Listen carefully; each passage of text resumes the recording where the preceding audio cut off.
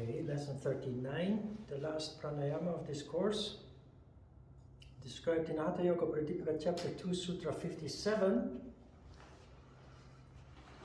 Then Sitali is described.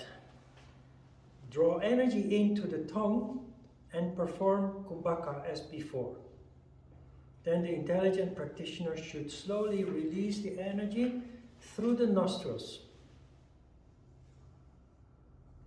So I deliberately skipped the part in the first sentence between square brackets that says protruding the tongue a little outside the lips. I erased that from my book because that is for the not so intelligent practitioners, which means people who are not properly initiated and do not understand that pranayama is energy control.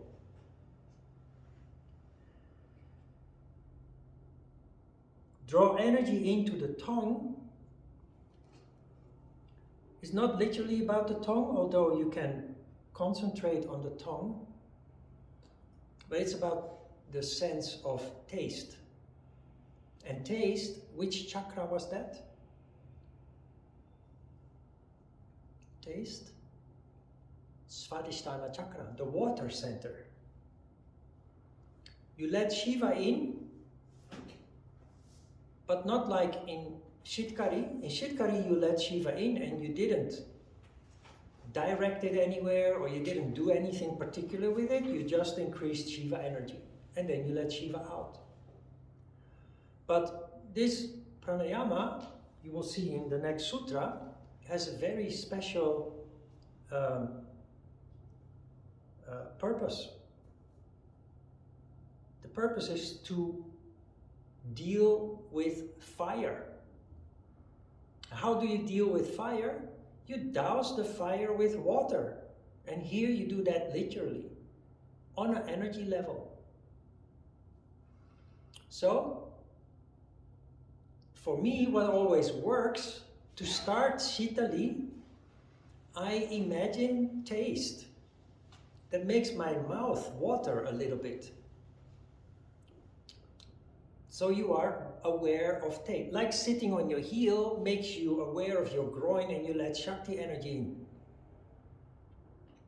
In Sitali Pranayama, you focus on taste so that your consciousness is in your mouth. And then you let energy in to that location of focus. So in Shitkari you just let Shiva in, but here you let Shiva in, but with a particular focus on the buccal cavity, the mouth. That, on a subtle level, activates Svadhisthana chakra. Then what happens when the chakra is activated?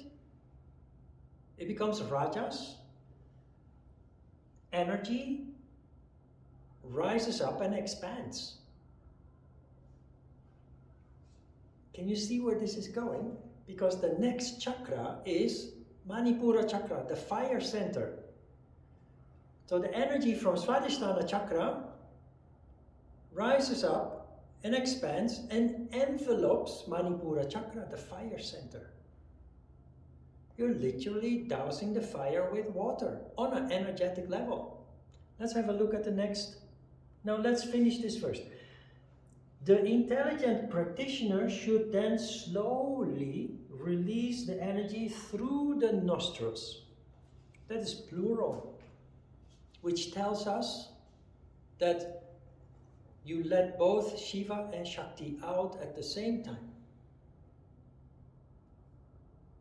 Shiva into the taste, kumbhaka, then Shiva and Shakti slowly out, followed by the last kumbhaka. Sutra 58 tells us why. This kumbhaka, named Sitali, destroys diseases of the abdomen and spleen and other diseases such as also fever, biliousness, hunger, thirst, and the bad effects of poisons. All these elements mentioned here are fire functions, functions related to digestion, spleen, liver, the gallbladder, stomach issues. People who have problem with fire, which is often caused by stress or strong ambition and then being frustrated in your ambition. People with very strong ambition, people with lots of stress, doubt, worry, they develop stomach ulcers. That is a pure fire disease. With Sitali Pranayama, you cool the fire, literally. And it not only has physical repercussion, physical effects, healing effects for all the fire organs,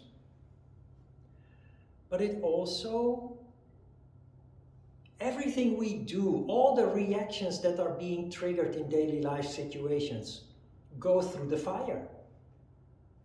And we find ourselves in situations that we regret that we reacted. Or we think that we should have reacted in another way, in a different way, or not reacted at all. As a result of Sitali Pranayama, you will have more control over Manipura chakra and thus more control over your actions and reactions in daily life. Because every thought, word, and physical action all start in Manipura chakra. Every movement starts in Manipura chakra. So when we are uncontrolled, which often leads to conflict and trouble, and regret in hindsight, it is in fact a fire problem. If only we could have controlled our impulse. And that impulse starts in the fire center. Your yoga practice in general already leads to this calming of the fire. This pranayama particularly focuses directly on that. If you have a fire problem, this is the exercise that you need. But it doesn't work if you do it only once. Like with Ujjayi Pranayama, if you have chronic diseases that the doctors have no cure for, you need Ujjayi Pranayama, but it only works if you do it on a fairly regular basis, 5-6 times a week. So relatively, almost on a daily basis. Of course, you're always allowed to rest for a day. That is normal and needed also, but it's like homeopathic medicine. Homeopathic medicine only works if you keep taking it on a regular basis. Questions? Sitali Pranayama.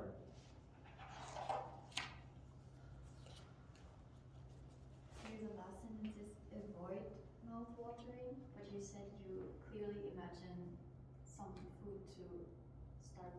Yeah, I don't know why Ajita said that in the book. I read that also, but in his classes he tells you that you focus on taste and you activate the taste by thinking of some delicious food. So that what he wrote in the book is a little bit in contradiction with what he teaches.